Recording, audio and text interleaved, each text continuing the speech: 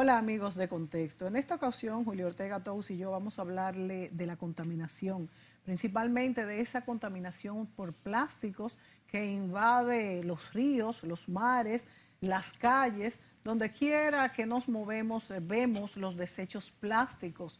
A partir de, yo diría que de principios del siglo pasado, del siglo XX, el plástico se ha hecho hasta imprescindible, pudiera decirse, en la vida de la gente. Es verdad que es fácil su manejo, es barato, no se destruye fácilmente, ese es su principal problema para la contaminación, dura muchísimo tiempo. Hemos visto cómo en los mares, en los ríos, en todas partes hay desechos plásticos y asimismo, incluso dentro de los estómagos de los peces, de los animales acuáticos, incluso de los terrestres, hay plástico.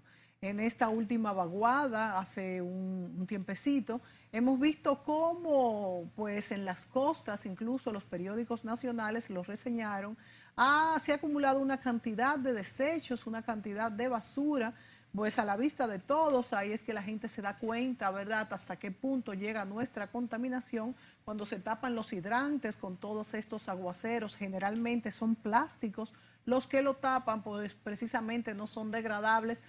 En fin, existe un gran problema con los plásticos que no es ajeno a nosotros. Influye directamente en nuestra vida y en que pues tengamos problemas grandes en nuestras ciudades y en el mundo entero.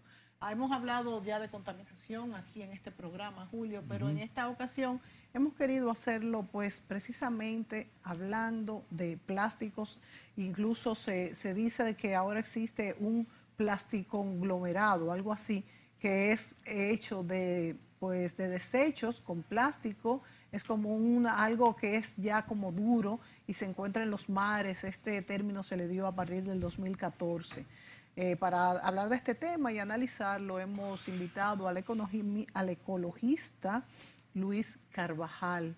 Luis es un experto en todos estos temas, el agua, la ecología, la contaminación.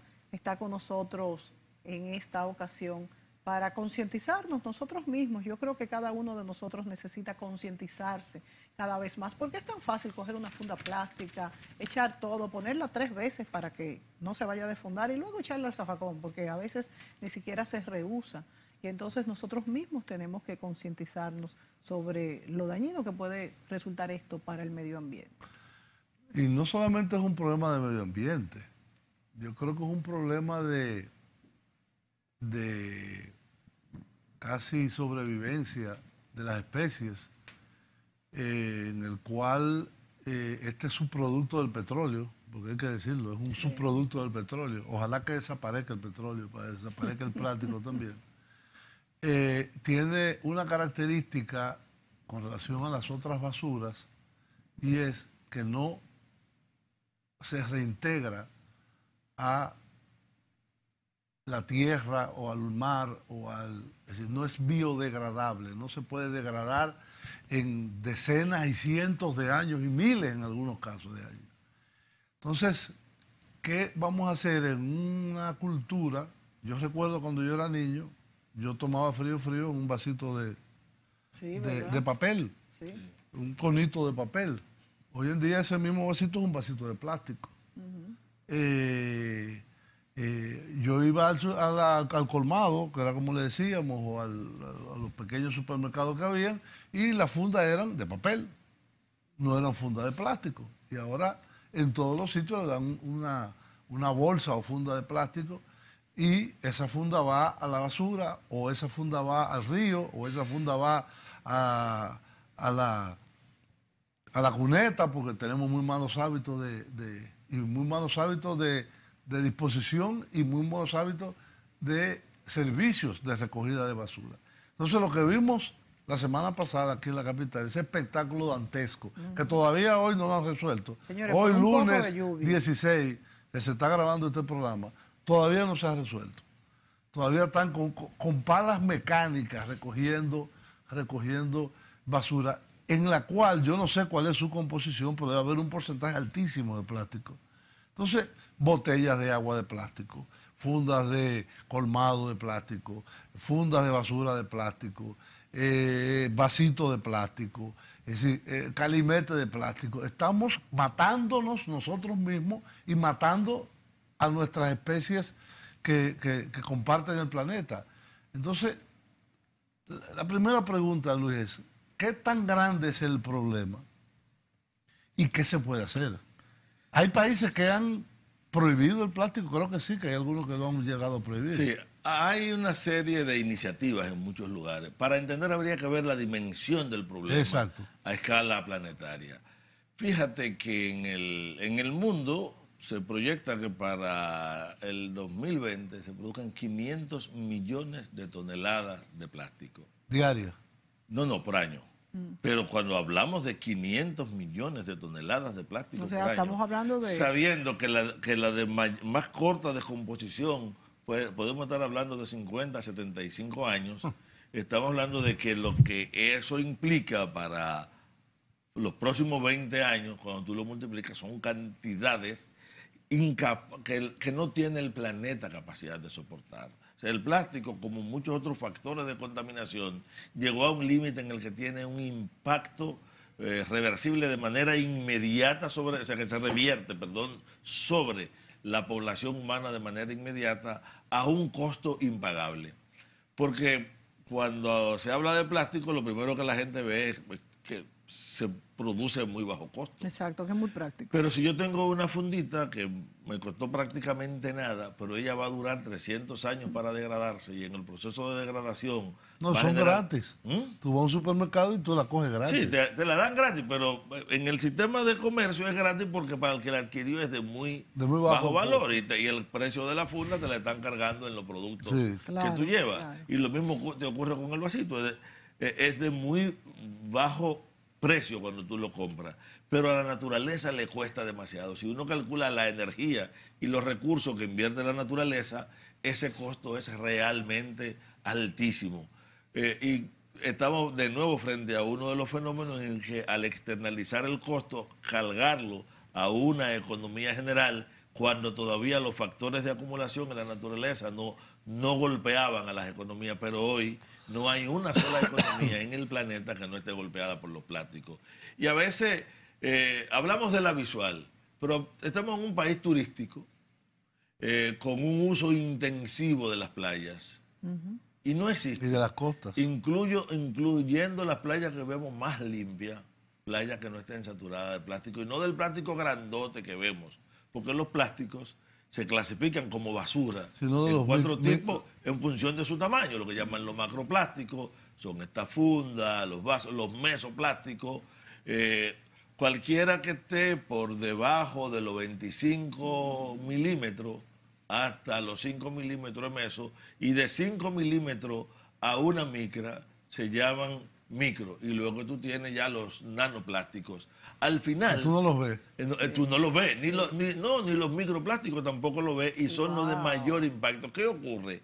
Que cualquier plástico grande, más que ellos no se descomponen, ellos se desmoronan, para usar un dominicanismo. O sea, exacto, se van partiendo en pedazos más pequeños, y terminan convertidos en microplástico y en nanoplástico, hacia los cuales no hay defensa posible para que entren en la cadena trófica. Y vía esa cadena, ellos terminan llegando a todas las escalas. Sí, porque si tú te comes un pez, el plancton lo incorpora, el pez incorpora el plancton, y nosotros no comemos el pez y terminamos incorporando ellos y sus derivados con un problema grave.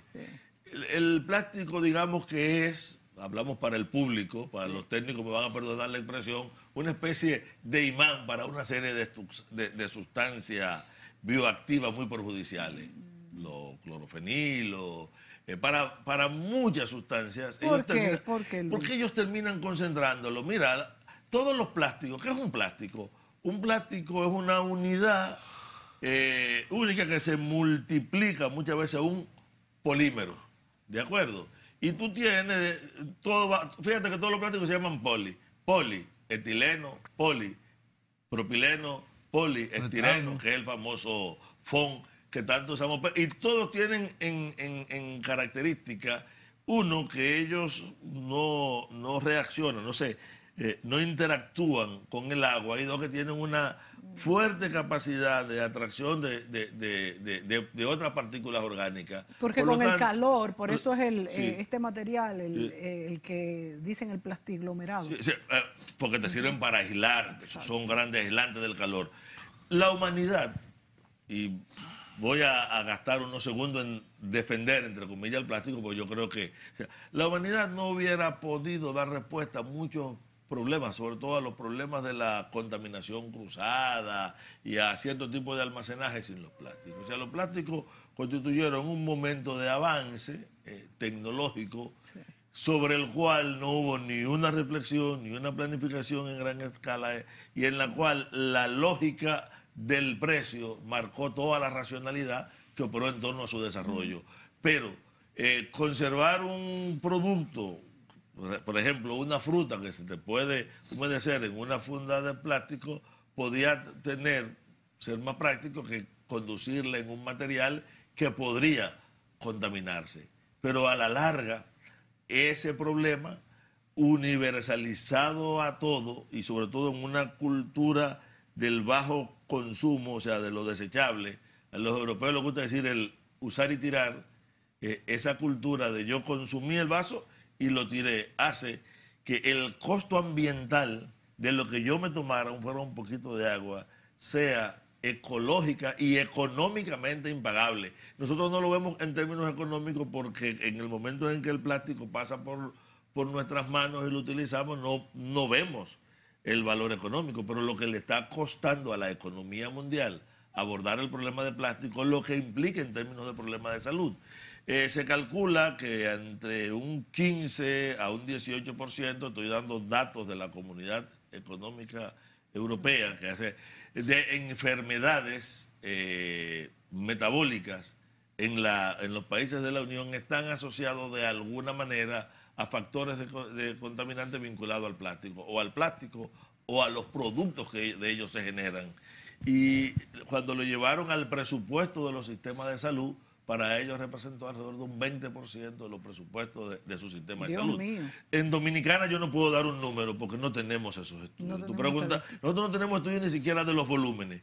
Y aunque hay algunos trabajos aislados, como los de Roberto Castillo Tío y otros especialistas alrededor de la composición de nuestra basura, no tenemos la sistematización para poder decir, por ejemplo, que ahora esa enorme cantidad de plástico que vemos en lo que está en el mar, la gente dice al ojo %, pero ahí hay un 80%, hay un 60%, hay un 70%, pero no lo hemos evaluado. Sí.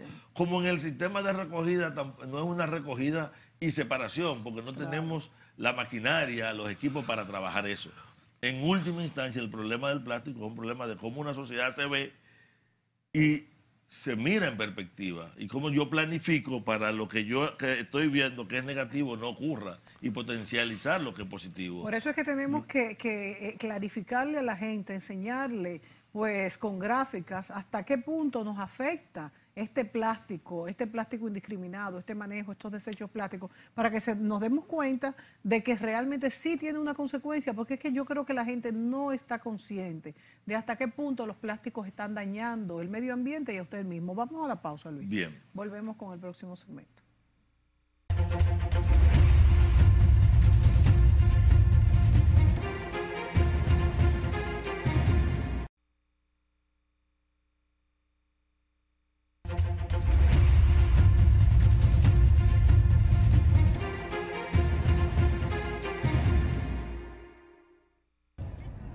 La acumulación de basura empieza con las compras.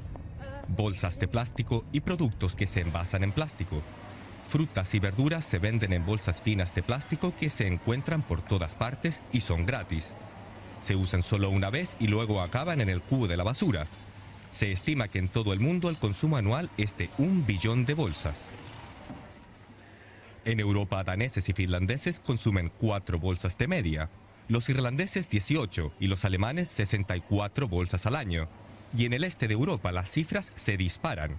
En Hungría o Polonia más de 450 bolsas al año. Cada europeo consume de media 198 bolsas de plástico al año. Y casi no se reciclan, sino que acaban finalmente en el mar.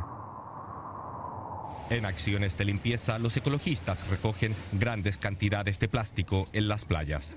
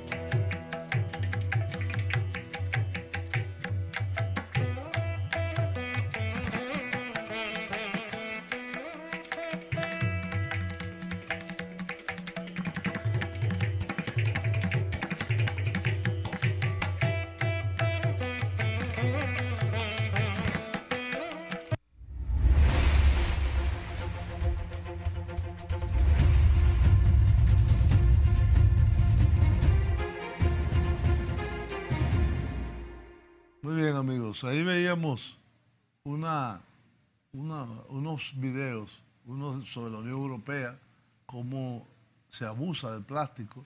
Aquí también es igual. Usted va a un supermercado y usted tiene funditas por todos los lados, que usted la agarra, echa los productos, y después eso va a la basura, y de la basura va a un vertedero o botadero, y de ahí va al mar. Entonces, en el caso de un país desarrollado, o la India, que es el segundo país más poblado del mundo, que acaba de anunciar que va a prohibir la gran mayoría de las bolsas de plástico y muchos productos de plástico para el 2022. Chile ya lo hizo.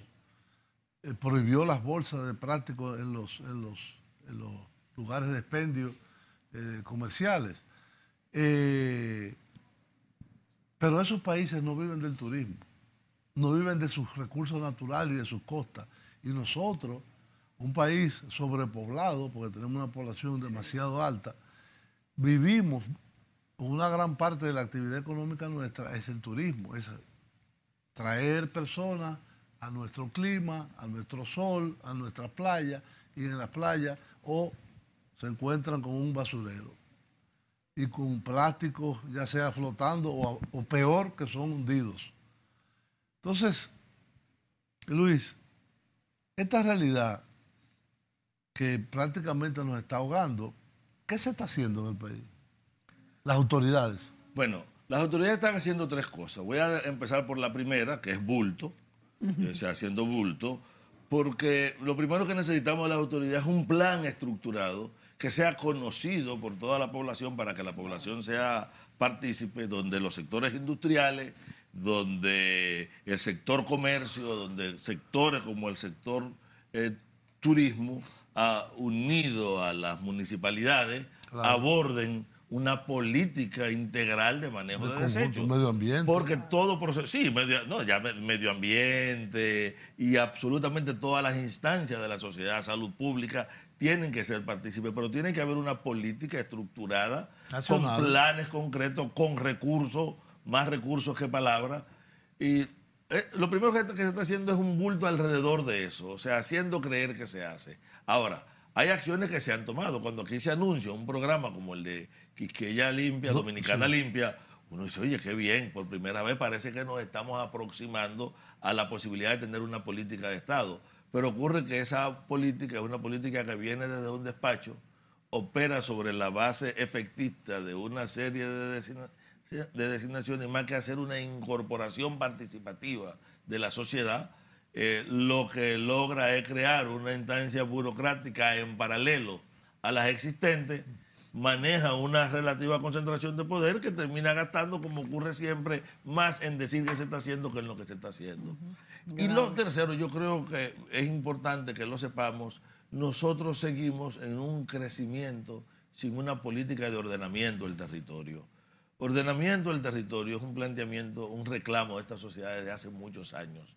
va mucho más allá del ordenamiento político, jurídico, administrativo que ha tratado de abordarse ahora con una ley que habrá que revisar, que es la ley de la unidad de planificación territoriales única, que demanda mucho más debate y mucho más precisión, porque un país que tiene 7 grandes cuencas no está organizado en función de las cuencas o de las características físico-geográficas. Y cuando hablamos de problemas de plástico, tú te vas a Jarabacoa, al Salto de Jimenoa, y te encuentras que uno de los grandes problemas del Salto de Jimenoa es la enorme cantidad de envases de productos de pesticidas plásticos que terminan invadiendo ese contorno. Es en la montaña. Pero, ¿por qué aquello está allí? Porque en la política de comercialización de esos productos agrícolas, el componente de la deposición final de los desechos que ellos generaban no estaba involucrado, y el que adquiría no tenía un compromiso, ni lo tenía el que vendía, y la sociedad tampoco estaba preparada para recolectarlo y para manejarlo. Como se ve, si no hay una política centralizada general que articule desde el proceso en que se produce o se importa. Cuando yo decidí que voy a importar un producto de tal tipo, sé que me generará tal volumen de desechos. Ese volumen de desechos tiene que estar concebido desde la política impositiva, de tal manera que los niveles de penalizaciones y de cobro tengan alguna relación con la cantidad de desechos que generan y la forma en que se manejan, hasta la obligatoriedad en los sistemas de permiso para poder responder a los desechos. Pero si queremos tener una idea, aquí se depositó un tiosulfato en 2 comunidades, contaminó a las comunidades, y al día de hoy no ha habido nadie sometido, a pesar de que fue una violación clara de la ley, de un producto que tiene que seguir el reglamento que yo estoy planteando ahora, que debe existir para los plásticos, identificado desde que viene y desde que se decide que se va a importar, su deposición final está pautada y tiene que tener unos conduces específicos. Por lo tanto, en un país que no se planifica, todas las demás acciones, por eficientes que sean, por bien intencionadas que sean, están dedicadas a lo que estamos haciendo ahora. Estamos recogiendo los plásticos en el malecón. Y la primera pregunta... ¿Y dónde van? Te sabía la pregunta. ¿Dónde lo llevan? Pero tú hiciste tu tarea, porque la primera pregunta era ¿a dónde va? Exacto. Y en ese sitio ¿dónde va? ¿En qué medida está preparada para esto? Y esto que estamos recogiendo, al mismo sitio. Lo estamos separando al final, el destino. Y ellos podrán llegar como ahora, masivamente, y como nosotros decimos, como macroplásticos, o volverán como microplásticos o nanoplásticos, pero volverán, porque el gran problema es que, y más nosotros que somos una isla tan cerca del mar, es que el destino final en todo el planeta, de todos esos plásticos, es el mar. Y el mar cobra caro, le cobra caro a la sociedad. Bueno, yo estaba viendo, cuando estábamos preparando este programa, que en el Pacífico, y creo que en el Atlántico también, hay una isla gigantesca de plásticos. Sí. Que tú puedes caminar por arriba. Sí. Porque ellos se van como... solidificando. No, se van reagrupando. Por las corrientes. Una situación es que nosotros de todas maneras estamos obligados a hacer algo. Y las líneas de acción van en muchas direcciones. Está claro que lo primero es eso, una política de Estado con recursos, que tenga el componente de educación, que tenga el componente de manejo, de recolección y de deposición, pero nosotros necesitamos, por ejemplo, la reutilización, y hay reutilización en varias direcciones, desde estructura construida a partir de los plásticos, aprovechando que no se degradan para utilizarlo como materiales de construcción, hasta el volverlo a utilizar en las mismas condiciones. Aquí tenemos alguna fábrica que los rehace. Pero también hay algunos subproductos del plástico que deben prohibirse, creo yo. La mayoría. El gran problema... Por ejemplo, las fundas plásticas. Vi que en Panamá la prohibieron también. Mira, hay muchos sitios en que los vasos Fones, que aquí se han hecho tan comunes, y digo Fones porque es la palabra con que la gente conoce los diatirenos, ¿verdad? Están prohibidos. Y sin embargo, los platos que te dan para llevar la comida. En muchos lugares. Más aún, por ejemplo, hay unos de estos que no se calientan, con los microondas y por lo tanto la gente lo utiliza para calentar. Sin embargo, el alimento que está ahí y se calienta, le transmite el calor, inmediatamente transmite el calor, lo hace liberar vapores de altísima toxicidad. O sea que ese alimento está sí, suele ser una de las fuentes, es una de las grandes discusiones. Por eso, el problema del plástico necesita, antes que nada, una política integral de desechos. Eso te iba a decir, que yo creo que eso debería hacerse a nivel mundial, entonces, Luis, porque es que es el mismo problema en todos los países. Y esa complejidad que lleva, por ejemplo, el que maneja plástico de tal tipo o de otro, de tener que ver cómo se va a destruir, cómo se va a deshacer, es algo muy complejo que no creo que nuestro país esté preparado para enfrentar. Pero a nivel mundial hay que abordarlo. Hay que abordarlo. Pero en nosotros nunca estamos preparados para nada. Sí. Para los problemas. Hay que abordarlo aunque no estemos preparados. Además, porque si no abordamos el problema, abordamos la consecuencia que es más costosa. Claro. Y por ejemplo, ¿por qué la botella de agua tiene que ser plástico? Y tirarla de una vez. ¿Por qué la funda de los supermercados tiene que ser plástico y tirarla? ¿Por qué no se cobra, por lo menos, por alguna de esos productos? Porque pasamos del vidrio al plástico. Pasamos del vidrio al plástico. En los refrescos y en las leches y en una serie de productos. Entonces, claro. Eso es una conveniencia económica de algunos empresarios que lo que están haciendo es destruyendo el medio ambiente. Sí. Cuando no veíamos que eso era barato para el proceso, pero no veíamos, al no meter en la contabilidad ambiental la parte de ahora, como país estamos obligados a actuar, querramos o no querramos. Y si el mundo entero no actuara, no es un problema, nosotros estamos obligados a actuar frente a la realidad inmediata. Eso que vimos aquí y ahí nos está afectando. Está ahí todavía. No, está ahí y seguirá. Eso que vimos es una mínima parte. Decía, creo que antes todavía no estábamos en el aire todavía, pero decíamos que esa cantidad ocurre cada vez que caen que no fue niveles pluviométricos tampoco. Sí, pero cada vez que tenemos altos niveles pluviométricos, toda la basura, y ahora teníamos un periodo largo en que no teníamos esta acumulación, pues bueno, arrastró grandes cantidades. Y si vuelven grandes lluvias mayores, tendremos mayores, porque el problema no es que eso llegó al mar, el problema es que lo estamos generando, colocando mal, y están colocadas exactamente para eso, para que el mar se lo lleve. Y que llegue desde los ríos al mar, porque casi todos nuestros vertederos están a orilla de los ríos. Tenemos que ir a un corte. Y me gustaría también que tocáramos la influencia en la salud de todo esto. Tú tocaste también, por ejemplo, los plásticos en el microondas y así los plásticos en la industria en general, cómo afectan nuestra salud. Vámonos a la pausa y volvemos.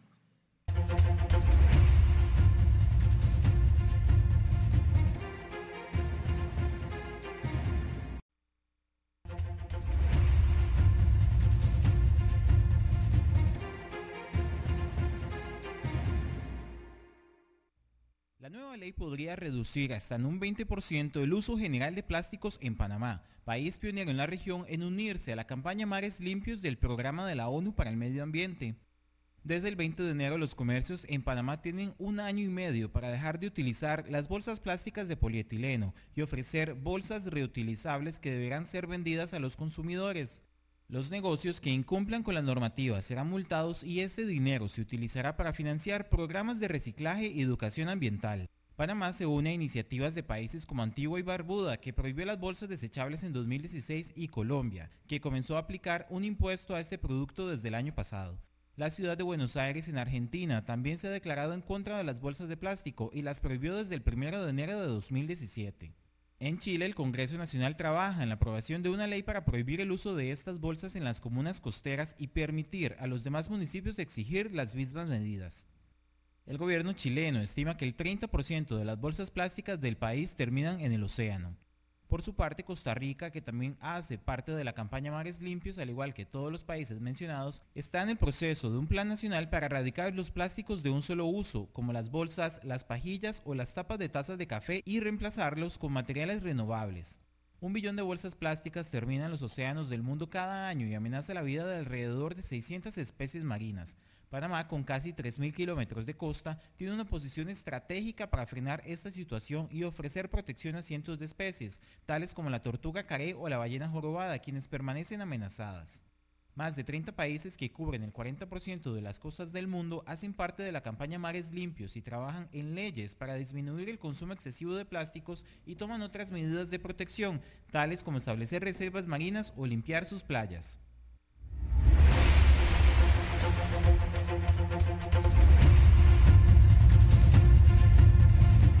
Bueno, ahí vemos que un país tan parecido a Dominicana como Panamá, y ellos referían a Antigua y Barbuda, la ciudad de Buenos Aires, también han iniciado acciones de prohibir en un periodo de tiempo prudente, un año y medio, la utilización de los plásticos más comunes, que las bolsas de plástico, en los comercios, en los supermercados, en las farmacias, etcétera, y sustituirlo por bolsas de papel o algún material biodegradable, simple y llanamente. De hecho, yo veía el otro día de que hay una serie de plásticos, entre comillas, biodegradables que vienen de algas marinas. Es decir, que hay muchas alternativas tecnológicas, que el problema es ponerse en eso. Es como el tema del cambio climático. Es lo mismo, es decir, las energías basadas en producción de carbono tienen que ir siendo sustituidas por energías renovables. Si no, también vamos a terminar con el planeta de la misma forma. Entonces, yo insisto en que aquí debe empoderarse la sociedad para que las autoridades municipales y nacionales comiencen, y sobre todo las autoridades de turismo, comiencen a hacer acciones contundentes en el sentido de, bueno, en el 2020 hay que prohibir la funda de plástico y punto. ¿Estamos preparados para eso, Luis? Mira, la sociedad no está preparada para abandonar totalmente el plástico, pero tiene que irlo haciendo. Fíjate, si yo utilizo una funda, incluso en un plástico más resistente, que lo puedo utilizar de manera continua durante todo un año, 2 años para ir al mercado. Para ir al mercado, sí. Disminuyo centenares, miles de fundas plásticas que voy a utilizar en ese periodo. Sigo todavía dependiendo del plástico, pero la cantidad que estoy generando de desperdicio es mucho menor. Esa política de reducción es obligatoria. Siempre se ha hablado de la necesidad de clasificar los desechos, la posibilidad de acumular los plásticos y que haya mecanismos específicos de deposición para su posible reciclaje por diversas vías. Pues uno de los botellas, el PET. Sí, aquí hay gente que ha propuesto quemarlos, pero quemarlo es la peor de todas las soluciones por las dioxinas y porque convierte en gas, en veneno, los contaminantes que incluso te quedan confinados. Si nosotros pudiéramos tomar todos esos gases tóxicos que hay en el aire y poderlo convertir en una materia sólida para acumular, lo haríamos. Entonces no tenemos por qué buscar como solución lo contrario, convertir en contaminantes gaseosos lo que son contaminantes sólidos. Pero hay que buscar soluciones, y las soluciones pasan porque las sociedades se den cuenta de que tienen el problema. De repente el problema de los plásticos aquí ha emergido porque Naciones Unidas ha hecho un llamado especial, ha dedicado, por ejemplo, el Día Mundial del Ambiente de este año estaba dedicado al problema de los plásticos, y de repente vemos, porque tenemos un llamado de atención, lo que tenemos en los ojos desde hace mucho nos llama mucho más la atención porque tenemos ese llamado de atención. Políticas mundiales. Ese componente primero nosotros lo tenemos. Yo creo que una parte de la sociedad se da cuenta. Pero yo tengo que narrar una anécdota real porque la viví no hace mucho. Íbamos otro compañero ambientalista igual que yo en el vehículo de él en una calle de Santo Domingo, y desde una jipeta muy lujosa tiraron una funda que tenía un plato fond y 2 vasos en la calle, señores, en la calle.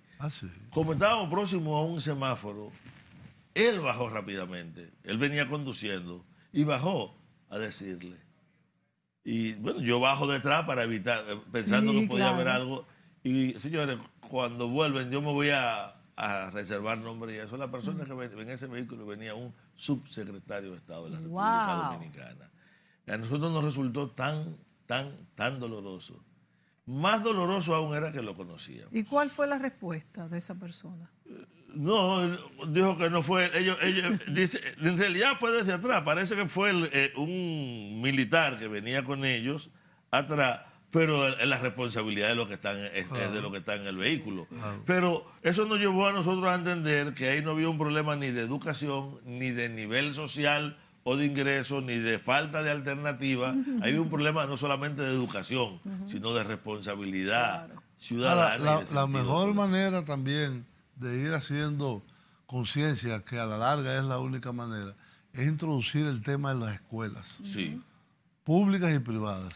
De hecho, educar a los niños de chiquitos en el currículum del Ministerio de Educación está el problema ambiental y está el problema del manejo de los desechos y de la basura. Pero nosotros necesitamos que eso esté no simplemente como un contenido o como una información, sino como una práctica que articule a la familia y a la comunidad con la escuela en la visión en conjunto de un problema en común. De hecho, los jóvenes están siendo bastante conscientes con el problema de la basura, pero yo no sé si entienden tanto sobre lo del plástico, sobre el problema del plástico. Sí, el otro día fui yo a una farmacia con mi hija menor y ella pidió varias cosas y la llevaba en las manos. Digo, pero espérate que nos van a dar una funda. No, no quiero funda. Digo, pero ¿qué pasa? Me dice que no quiero funda y se fue molesta. Y le digo que tú estás contribuyendo a contaminar de plástico el país. Sí, ellos están más conscientes. Tenemos que ir a una pausa, pero vamos a volver con este tema.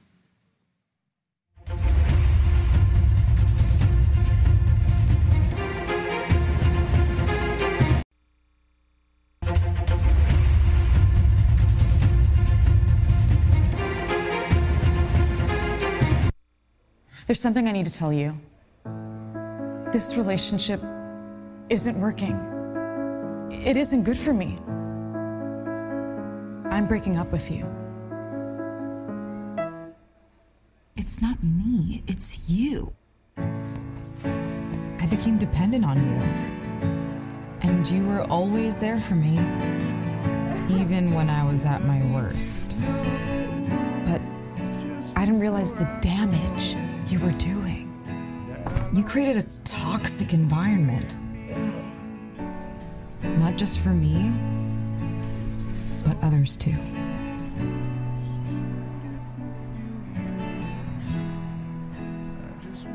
You were suffocating me. We're just no longer compatible. Also, there's one more thing. I met someone else. I'm respected in public. I'm making friends. I feel like I can breathe again. That's how I deserve to be treated. 我们书店结束了。 तुम फिर से कभी नहीं मुझे दुख दोगे। Ni siquiera te necesito. Parce que j'ai une autre option. And it's a healthy relationship.